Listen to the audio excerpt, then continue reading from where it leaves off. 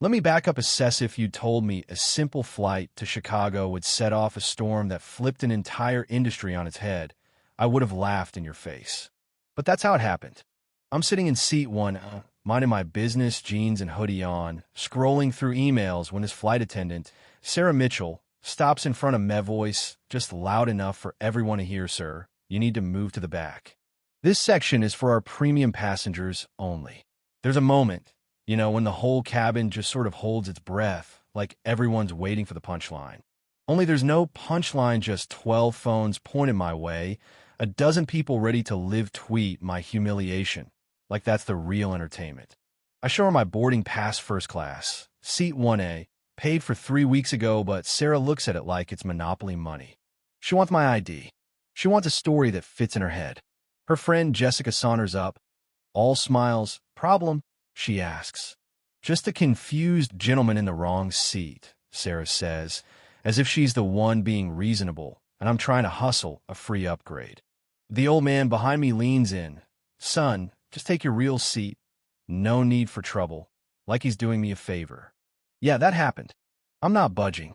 I show my platinum status card, 340,000 miles. 6 years straight, but Sarah barely glances at it. Anyone can get those cards online now, sir. I need you to move. And then, just to really hammer it home, she called for the Captain Rodriguez, all crisp uniform and silver hair, who doesn't even look at my documents. I've been flying for 15 years. I know when someone's trying to scam an upgrade. Security, please. And now everyone's watching, half of them streaming it, some egging me on to just leave, some already hashtagging Atlantic Airways discrimination. This is 2025. You know what I mean? Security shows up Mike Santos, the veteran, and Lisa Chun, who isn't related to me, in case you're wondering.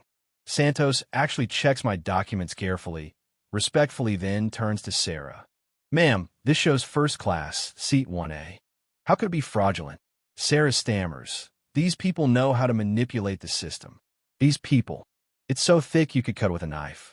But Santos does what he has, toasts me to step off the plane to verify. I agree, because sometimes the only way out is straight through. Out at the gate, the crowd has grown. Some folks recording, some just watching for the spectacle. Janet Williams, the ground supervisor, comes over 12 years in, proud of her job. She checks everything, then lays it out. Given the crew's concerns, I think it's best if we reseat you in coach.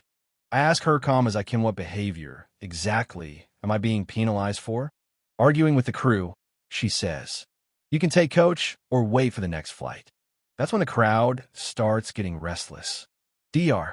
Patricia Voss from 3B steps forward, voice clear as a bell. He showed his boarding pass. His ID, WHY, is he being removed? A businessman chimes in, saying the crew never even checked my documents properly. Janet tries to push back, but it's slipping. Phones everywhere. Someone streaming to 1,500 people. What's his name? He needs a lawyer. Sue them. Record everything. It's like the entire airport is suddenly tuned in to the same frequency. I make another call quick. Low, yeah, I'll handle this. No one knows who I'm calling. The crew's getting antsy.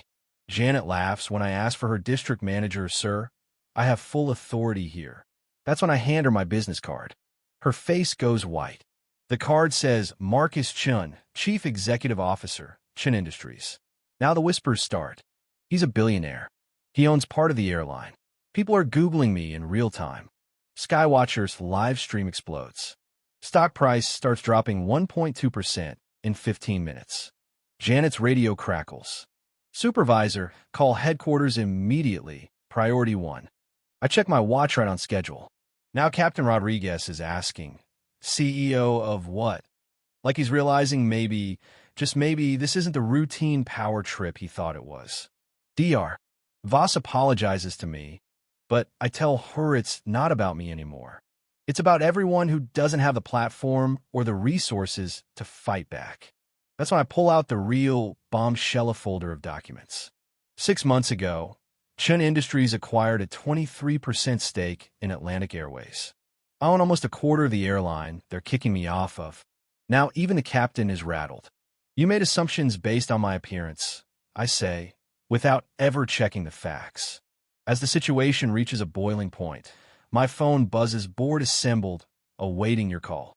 I look at Janet, Captain Rodriguez, and Sarah. Shall we discuss this inside? I think you'll want privacy.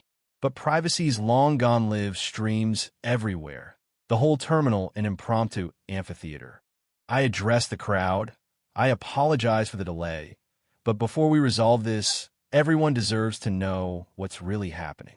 I show documents, ownership certificates, travel records, a donation to the airline's diversity training fund, $500,000, anonymously given from my own foundation. Janet's phone rings again. Patricia Vance, CEO, wants to speak with you immediately. On speaker, Patricia's voice is tense. Marcus, what's happening? I lay it out: racial discrimination, trending on social media, stock down. I cite Section 12.3 of the Shareholder Agreement Material Incident Clause. Discrimination against passengers triggers a governance review. Silence, then. What do you need? I list my demands: immediate termination of staff involved, bias training for all employees, a third-party reporting system, a public apology, executive compensation tied to inclusion outcomes, all within 72 hours. Patricia balks, but I press. When you have the will, you have the way. The board agrees. The terminal erupts in applause. Some people are in tears, others just stunned. I tell everyone, we fix the system. We make sure every passenger is treated with dignity and respect. Then I board my flight, 45 minutes late, but with the promise of real change in the air. 71 hours later, I'm in my Chicago office. The airline has delivered, staff terminated, new training launched, anonymous reporting system live, stock rebounding, and, most importantly, word spreading. Other airlines, bus lines, hotel chains start copying the protocol. The real victory isn't the money or the headlines, it's getting letters from people like Angela Thompson, a young woman who faced the same discrimination but never thought anyone would listen. Now, she's working with the ACLU to push for industry-wide change.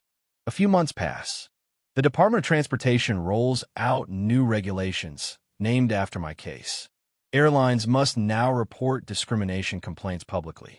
At the next industry summit, I see Sarah Mitchell, the former flight attendant. She apologizes, not just for me, but for everyone she hurt. She's now a diversity consultant, teaching companies how not to make her mistakes. Angela Thompson wins a landmark settlement. The ripple keeps growing. 2 years on, as I speak at the National Civil Rights Museum, I tell the audience change doesn't require outrage or violence. It needs documentation, leverage, and systematic thinking. When we act together, when we use our stories and our economic power, we build systems that treat everyone with dignity. So, I'll leave you with this: if you witness injustice, document it, report it, share it. Don't just watch, act. Because change only happens when regular people refuse to accept things as they are. What would you have done if you were in my seat on Flight 447? Would you have spoken up or let it slide? Tell me in the comments. Let's talk about justice, power, and what we owe each other when no one else is watching.